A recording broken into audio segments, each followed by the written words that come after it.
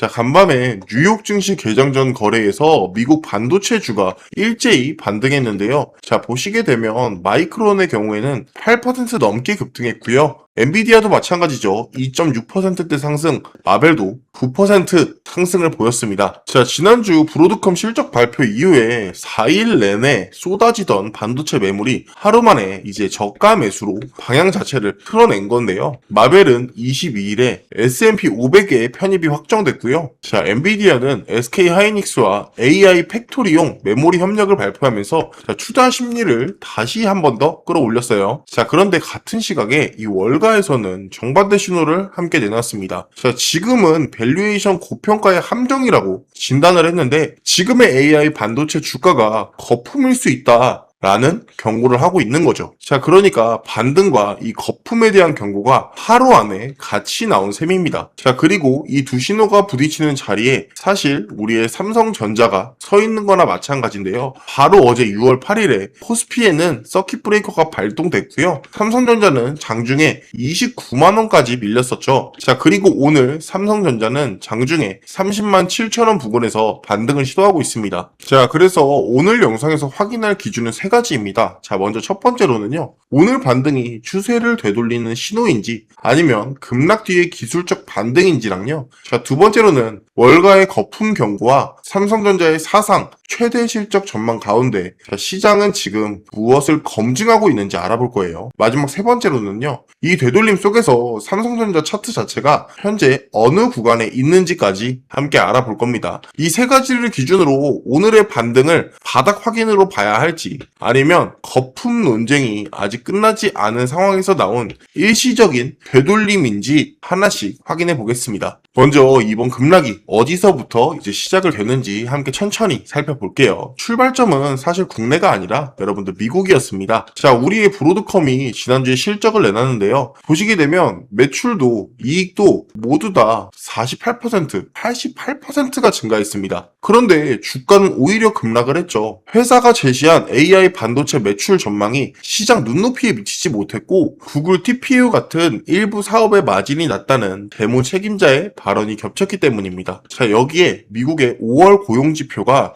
예상의 2배 넘게 나오면서 금리 인하 기대가 한 번 더 뒤로 밀렸죠. 금리가 다시 오를 수 있다는 신호는 그동안 많이 오른 자산부터 흔들어요. 그 결과 지난 금요일에 필라델피아 반도체 지수가 10%가 넘게 빠졌습니다. 당연히 이 충격 자체는요, 주말을 지나 어제 한국 시장으로 고스란히 넘어왔습니다. 6월 8일 오전 9시 3분에 코스피에 서킷 브레이커가 발동됐고요. 지수는 한때 7,477선까지 전거래일 대비해서 8% 넘게 밀렸고 삼성전자와 하이닉스가 9%, 8%씩 떨어졌습니다. 불과 나흘 전인 6월 2일에 코스피 종가는 사상 처음 8,800선 위에서 마감을 했었죠. 사상 최고치에서 서킷 브레이커까지 단 4일 만에 벌어진 일입니다. 환율도 같은 방향으로 움직였어요. 원달러 환율은 6월 7일 기준으로 1,554원까지 올라왔었습니다. 어제는 장중에 1,555원대까지 올라서 글로벌 금융위기 이후에 가장 높은 수준을 기록했습니다. 자, 환율이 사실 이 정도로 오르면요. 외국인은 같은 주식을 들고 있어도 환차손에 대한 이 부담 자체가 당연히 커지게 됩니다. 자, 그렇다면 오늘의 이 삼성전자의 반등의 근거는 무엇일까요? 자, 간밤에 미국 반도체주가 저가 매수로 방향을 튼 게 사실 출발점입니다. 자, 여기에는 마벨의 S&P 500 편입과 더불어서 엔비디아와 SK 협력 발표가 투자 심리를 돌려놨는데요. 국내 증권가의 시선도 사실 비슷합니다. 대신증권의 경우에는 이번 조정을 단기 하락의 시작이 아니라 펀더멘털의 점검 과정으로 해석했습니다. 반도체 업황과 실적 개선 흐름은 유효하고요.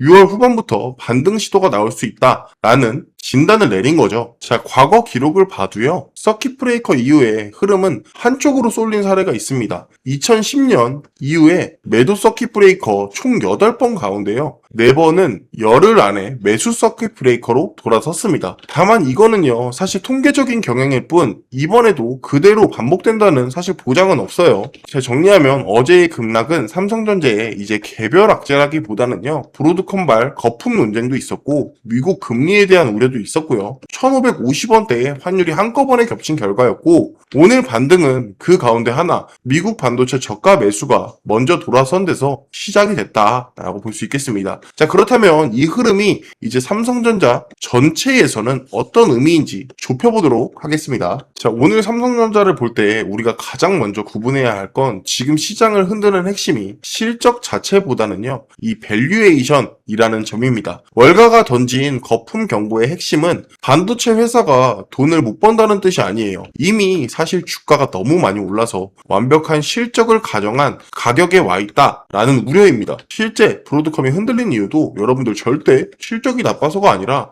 주가가 기대를 이미 상당 부분 반영한 구간에 있었기 때문이에요. 그런데 실적 쪽 수치만 떼어보면 업황이 꺾였다는 흔적은 아직 뚜렷하지 않습니다. 증권가는 삼성전자의 2분기 영업이익을 88조 3천억 원으로 보고 있어요. 사상 최대 실적을 다시 쓸 수 있다는 전망입니다. 여기에 하이닉스의 64조 원을 더하면 두 회사 합산 영업이익은 150조 원을 넘어설 것으로 전망이 됩니다. 당연히 이 실적을 끌고 가는 축은 메모리입니다. 자, 2분기 들어서 보시면 D램 가격이 전분기 대비해서 50% 이상, 낸드 플래시가 70% 이상 오른 것으로 추정됩니다. 여기서 봐야 할 건 삼성전자가 거품 논쟁의 한가운데 있는 브로드컴과 사업의 구조가 다르다는 점입니다. 브로드컴은 맞춤형 칩과 소프트웨어 회사고요. 삼성전자는 D램, 낸드, HBM을 파는 메모리 회사입니다. 같은 AI 반도체로 사실 묶이지만 실적이 가격으로 확인되는 방식과 속도는 달라요. 수요 쪽 신호도 어제 하나 더 나왔습니다. 삼성전자의 경우에는 6월 8일에 엔비디아와 HBM4 공급 그리고 차세대 HBM5 공동 개발을 놓고 중장기 협력을 논의했습니다. 이 자리에서 젠슨왕은요, 메모리 공급이 여전히 충분하지 않다라고 언급했습니다. 당장의 주가 급락과는 별개로 고대역 메모리 수요 자체는 아직 모자란다는 쪽에 무게가 실려있는 셈이죠. 그러니 시장이 검증하는 건 2분기에 이제 실적이 좋고 나쁨이 아니라요, 그 좋은 실적이 이미 주가에 얼마나 담겨져 있었는가입니다. 좋은 실적과 더 오르는 주가가 다른 문제라는 점이 어제 급락과 오늘의 반등 사이에서 드러나고 있는 거예요. 수급도 이 긴장을 그대로 보여줍니다. 자, 삼성전자의 외국인 보유율을 보시면요, 48.30%에서 자 6월 8일을 보시면 47.70으로 내려왔습니다. 자, 다만 매도의 강도는 한 방향으로 줄고 있어요. 외국인은 6월 4일 하루에